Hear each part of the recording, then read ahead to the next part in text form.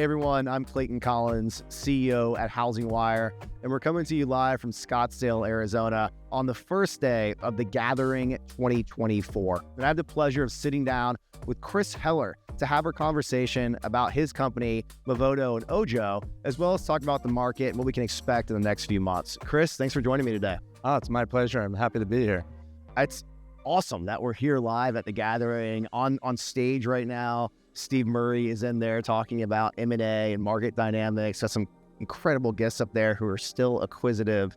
So it's really cool to kind of see the industry come together with energy at this time of pretty relative uncertainty. Yeah, and there's a lot of industry people here, which is cool to see, right? Like they're with everything going on, they're here, to be networking and talking and learning. Yeah, there's two outcomes hosting an event at a time of disruption. Either people are too scared and too uncertain to get on a plane and do it, or they know that community and knowledge and being around their peers is the right way to navigate to the other side. I think we found the 700 people or so that know that being part of the community is important to their long-term success.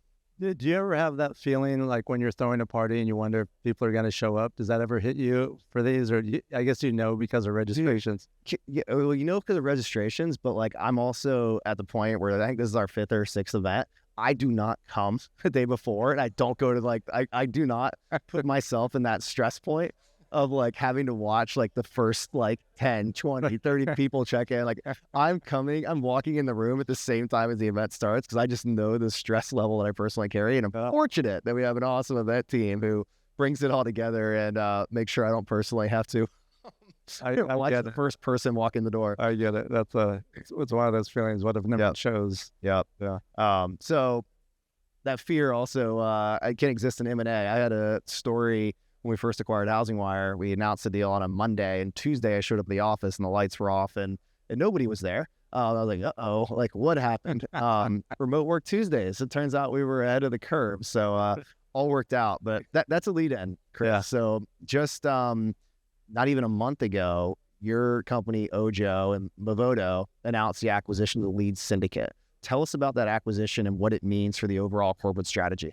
So we, a little over a year ago, we launched a product for teams called Movoto Pro Plus, where we partner very closely with top teams. And in the interim, we had met Nikki Miller, who was the founder and leader of the LEAD Syndicate, and super talented, super driven gal, great presence, great communicator. And we were referring her, some individual agents, and she was helping. We had her speak to our group several times.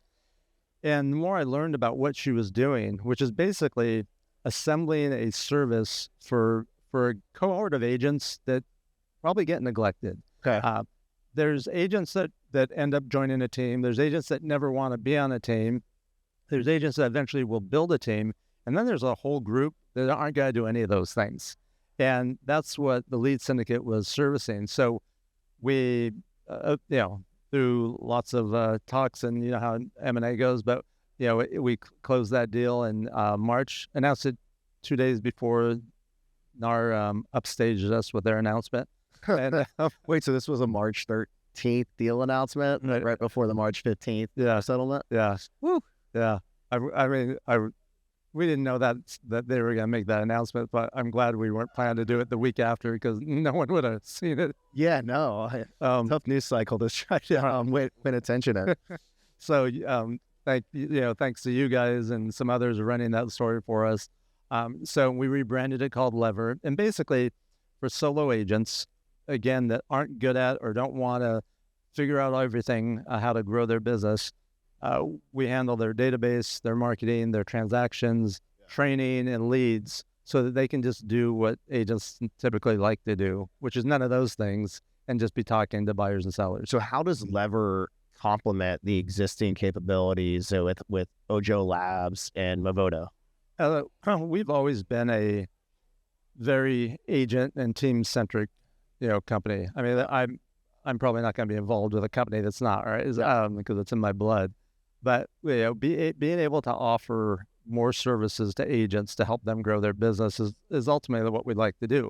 We're in the unique position of also having a direct-to-consumer play in Movoto.com. So being able to bring those two together is kind of where the magic happens, and where we can help consumers with achieve their goals, buying, selling, investing, and then match them with the right agents or teams to facilitate those transactions. Why do consumers come to Movoto? What's kind of it's a crowded landscape of digital knowledge on the real estate market. Why Movoto? It's I think when there's advantages and disadvantages of not having a brand, and we don't have a brand yet, but we're working on that. Yeah, the consumer building a consumer brand is a massive lift. It's a massive lift. But the good news is we already have 25 million consumers on our site a month anyway. So if we build just a little brand, that could move the needle a lot for us. But I think consumers know about the other portals, right? And they frequent the other portals, but they don't stop at one. They keep looking at others. I'm under contract on a property right now in Missoula, Montana, where my daughters are moving, and I'm doing the same thing. I'm looking at our site, but I'm also looking at other sites because I'm watching for any new properties that come up. And so consumers do that. I think what they like about Movoto is, number one, it's a very fast and simple site. It's laid out very well with a lot of content that they may not see on other sites. And they're not going to get inundated with a bunch of advertising or anything else. So it's just a really, I think, simple experience for consumers. The other reason they go there is because, like I said, they, for good or bad, I don't think consumers generally believe that any one site has 100% of the properties, even though they mostly do. That was definitely the case if we rewind a decade. Like I remember the days of bouncing back and forth between Zillow and Realtor.com to see who would get a listing the fastest. But in today's MLS landscape, that's there's not. Yeah, it varies very little. Yeah. But I don't know that the consumers trust that. Yeah. And which is not a good or bad. It's just what it is. It's no different than me or you looking for a product online and then going to check the price at Amazon or another site. Of course, yep. So it's what consumers are used to doing. Okay, so when you venture into an M&A deal, it's usually as an executive decision. Like, is this something that we should build or acquire? What were you seeing inside of the kind of the Movoto model that said, like, hey, LEAD Syndicate will accelerate our progress? Yeah, this was our fifth acquisition, and we always go through that analysis, right? Build, buy, or partner. In this model, there's a large service component to it, where you're providing services and processes for agents. It would have taken us a long time to figure out the nuances of that. And here's where a lot of companies fall into a trap, is they go, wait, that doesn't look that complicated. And on the surface level, it's not. It's like, okay, this is pretty simple business. We're not building rocket ships. We're not doing brain surgery.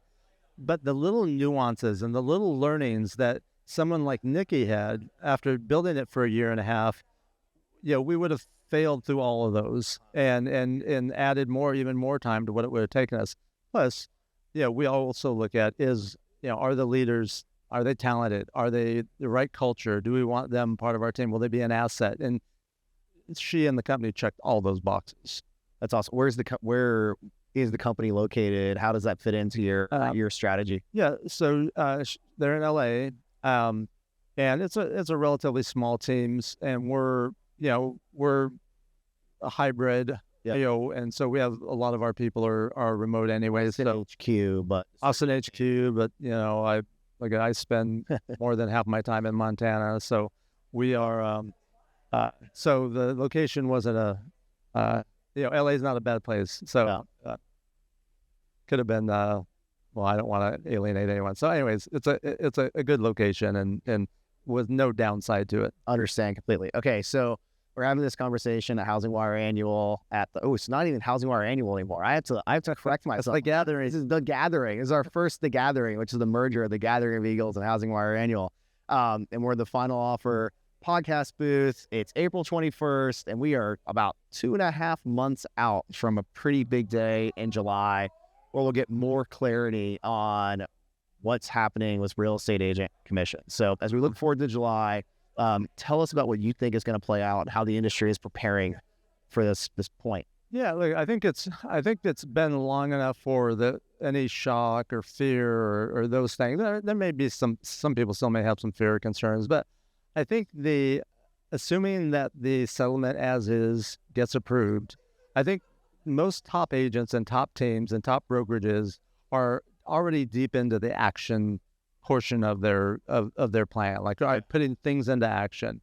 So where, how do we win, or how do we take advantage of this new world? Now the reality of it is, for some agents, teams, and brokerages, it's not going to be that new. Like, look, there's some states. There's 13 or 15 states where it's required, and so for those states, it's not going to be a big change in the conversation. Yes, there'll be a conversation or a deeper conversation around commissions, but I don't view that as a bad thing. And I think I think it is going to do something that the industry has wanted for a long time. Like, we've heard this undertone of the industry where they said, hey, there's too many agents, there's too many unskilled agents. The ones that don't do a good job, make it harder for the ones that do a good job. We need to make it harder, increase the barriers to entry. That narrative has been going on for decades. Well, now I think it's going to happen. And because I think the agents that aren't experienced or don't have the skills to be able to have a impactful, confident, value conversation are going to struggle. And if they struggle, they're going to not last. So when I think about a world where there's fewer agents, so those agents might be more qualified, more experienced, and even do more volume as individuals, that does create a landscape that looks totally different with fewer total agents. And our industry has multiple models on the tech as well as the brokerage side, some that thrive on productivity and agents who put up big numbers, and other models that thrive on agent headcount on the tech and brokerage side. Yeah. So like, how do you think the industry digest this change, which ultimately will probably result in lower headcount? And I think maybe it's still out for debate on if we're talking about lower commissions. Yeah, I think there's when I think about how the brokerages are going to handle that, I think it's going to be very similar for prop tech companies, service companies, marketing companies. Yep. They are going to have to focus on higher value, and they're going to have to focus on a smaller subset of customers. And then how do we increase the revenue from the customers we have?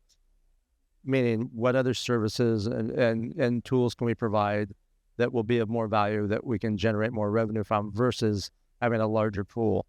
I think that's one thing that needs to happen.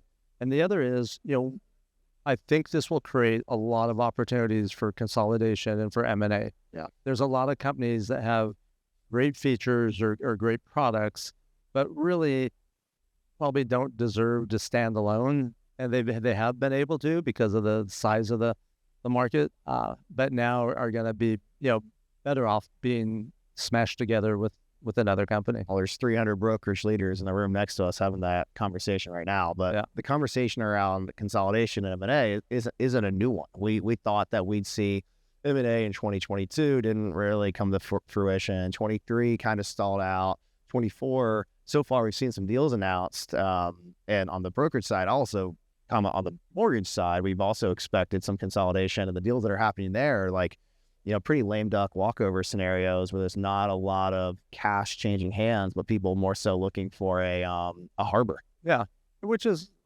it isn't a bad thing, right? Yeah. In 22, the market was too good for people to focus on. That 23, it was too bad. There's like, it slowed down so much that people were like figuring out how to remargin their business and survive. When the smart buyers wanted to shake off those LTM numbers, and knowing that like owners still had 2022 expectations in a 2023 market. Yeah. And so I think as we move through this year, especially more in the second half of the year, we'll and even in 2025, we'll see that really pick up. Okay. All right. So we're coming into the second half of the year with, I'm hearing a pretty confident tone from you on the industry's ability to manage through the settlement. Yeah. Okay. Go. So I think it's I think on a certain portion of the industry, I think there's a lot of people that won't survive and won't be prepared. So I think we're going to really see if we look at it if we put our agent hat on or our team hat on, you're going to have the really good ones are going to do fine and maybe even better than they've done. Yeah. And you're going to have a whole group of agents that are going to really struggle, and they just aren't going to be able to navigate the conversations that they need to have, navigate the negotiations, and they aren't going to, and because they don't have the skill or the confidence, they're going to do things and accept things that allows them to do a deal now and then, but won't allow them to stay in the business and make a living.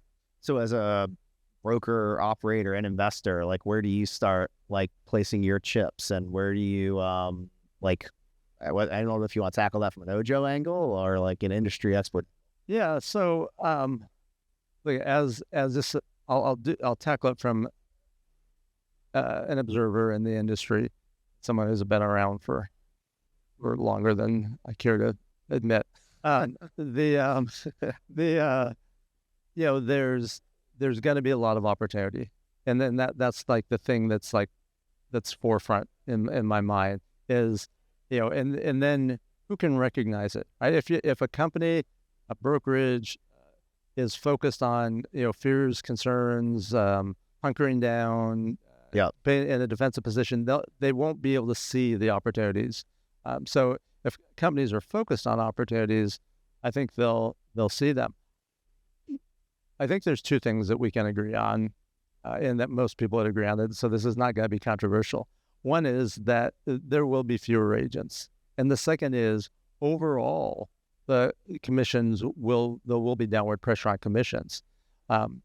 It's the segment of the market, of the agent and brokerage market, that is impacted the most by that.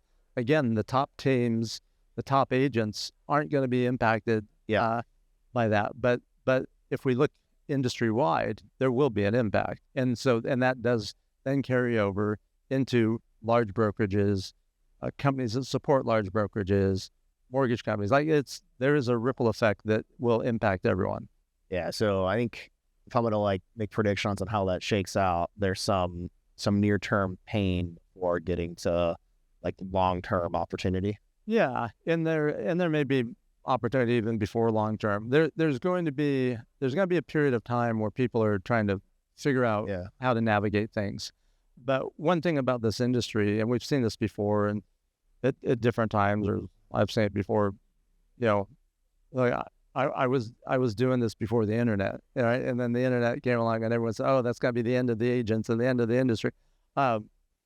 It's a great point to keep reinforcing. The end of the agent conversation has been going on for decades. Oh yeah, and what happens is when there's big change in any industry, but we've seen it in our industry, that there's a period of time where people are navigating that, trying to find their way and learn about best practices, and there'll be people doing and trying all sorts of things. So there'll be a bit of chaos for a while, but then what happens is if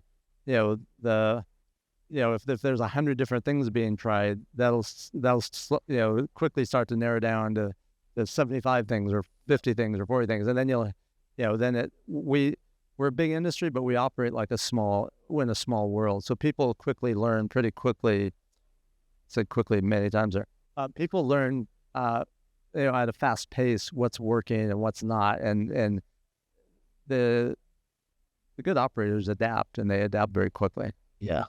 Okay, so as we look out to the rest of 2024, outside of settlement, July, and adaptation, is there anything else on your horizon that we should be watching at HousingWire, industry executives should be paying close attention to? Yeah, I think there's a couple things. One is I think this is causing. So there's two things that come to mind. This, whether it's real or not, there's a perception that the door has been opened up for a lot of innovation, a lot of new models, and a lot of companies that say, okay, here's our opportunity to go in and be disruptive or to disintermediate. And I think from every angle, and even mortgage companies that we've seen talk about getting their loan officers licensed as agents to be able to do that. So there's going to be just all sorts of things coming out of the woodworks.